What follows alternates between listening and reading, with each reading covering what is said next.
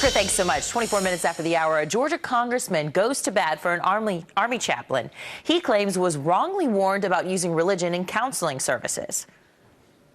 At a time in which our society is dealing with soldiers and airmen who are struggling with depression and struggling with suicide rates, he had the audacity to share his own experience with depression and how his faith helped him. What is a chaplain supposed to do?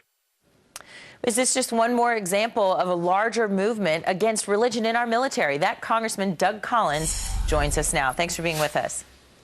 Good morning, Anna. It's good to be with you. Well, first, tell us the story about Army Chaplain Joe Lahorn. What was the deal, and what was so wrong with what he was doing and saying in his counseling? Well, frankly, there's nothing wrong, and I think that was the whole point of this issue. Chaplain Lahorn was giving a normal brief on suicide prevention at the Army Ranger Camp up in Lumpkin County, Dahlonega, up in my district. And after the fact, someone up the chain of command decided that using scripture or talking about his faith was something he shouldn't be doing.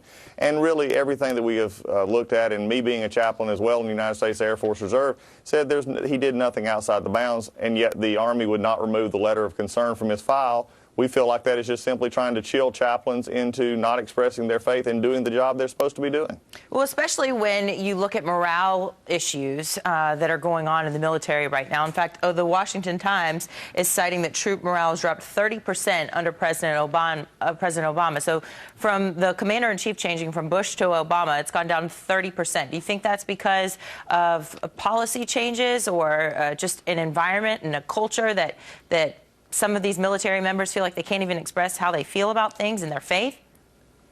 Well, I think right now what we're dealing with is people who claim to be tolerant are actually the most intolerant, especially when they have hearable beliefs that they truly don't believe in. Chaplains are there for everyone, whether they have faith or no faith. And the chaplains need to be able to operate under their own faith background and also operate within the military. And right now there seems to be under attack for doing just that. And what's the danger of this? If you can't express your faith, you can't pray when you're starting to feel like you're in a trying time, what's the issue? What's the danger? Well, the danger is we're in an environment where our military needs to always be at the top of readiness. And readiness means not only physical well-being, but also mental and spiritual well-being. And so that's why it is important that chaplains are able to continue their role in the guidelines that have already been set forth. And it's time for people to stop using the political correctness and let the chaplains do their job. Good chaplains can work with people of faith or no faith. And what's happening right now is you just have a minority group that basically wants to say that this should not be a part of the military. Congressman Doug Collins, thank you so much for your time today. Thank you so much.